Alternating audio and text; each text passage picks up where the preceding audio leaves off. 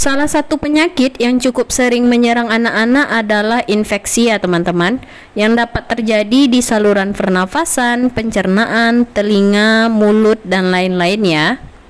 Jika infeksi tersebut disebabkan oleh bakteri, terapi utama untuk mengatasinya adalah pemberian antibiotik ya. Salah satu hal yang paling khas dari sirup antibiotik pada anak adalah bentuk sediaannya yang berupa sirup kering ya. Wujudnya adalah serbuk yang ditempatkan di dalam botol dan harus dilarutkan terlebih dahulu sebelum digunakan ya teman-teman.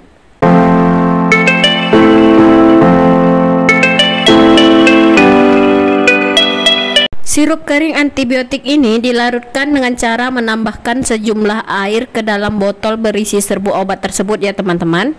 Air yang digunakan adalah air putih matang ya, dengan suhu ruang, tidak panas ataupun tidak dingin ya teman-teman. Ikuti petunjuk untuk penambahan airnya ya, biasanya tertulis di botol atau di label kemasannya ya. Nah, ini saya menambahkan airnya sekitar 60 ml ya, dengan gelas ukur yang ada di rumah. Atau teman-teman bisa juga menambahkan airnya sesuai batas yang ada di botol ya. Biasanya jumlah air yang harus ditambahkan untuk melarutkan tergantung pada masing-masing merek sirup antibiotik ya teman-teman. Antibiotik bekerja membunuh bakteri penyebab infeksi ya, ataupun menghambat pertumbuhan bakteri sehingga sumber infeksi dapat teratasi. Nah, setelah air ditambahkan, tutup kembali botol dan kocok hingga semua serbuk terlarut sempurna ya. Tipsnya yaitu tuangkan seperti yang saya lakukan ini ya, sampai serbuk turun dulu semua ke bagian bawah, baru kita kocok merata ya teman-teman, agar tidak terjadi penggumbalan pada obat yang dicampur tadi.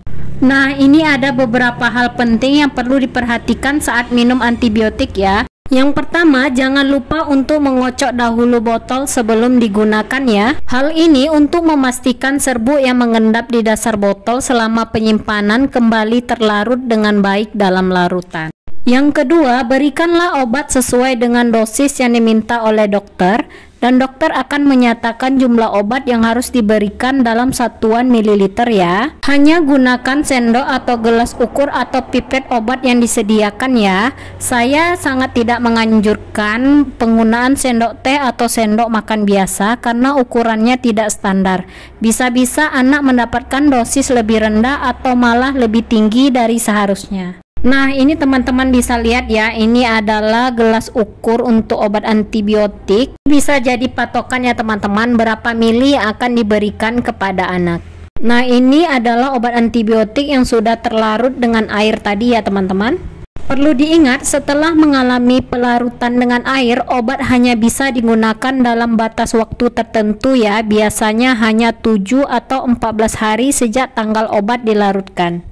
Mungkin ada yang bertanya, kenapa sih antibiotik itu bentuk sediaannya dalam bentuk sirup kering?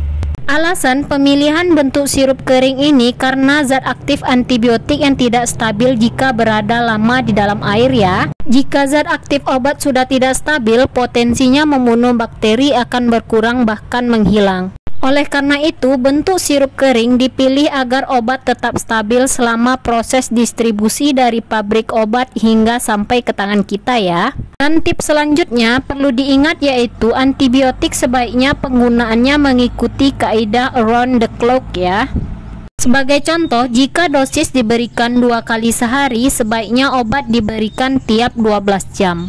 Sedangkan untuk pemberian 3 kali sehari, sebaiknya obat diberikan tiap 8 jam ya. Hal ini untuk menjaga agar kadar obat di dalam darah selalu berada di level di mana bakteri dapat terbunuh atau terhambat pertumbuhannya. Jangan lupa obat ini disimpan di kulkas dan dihabiskan ya.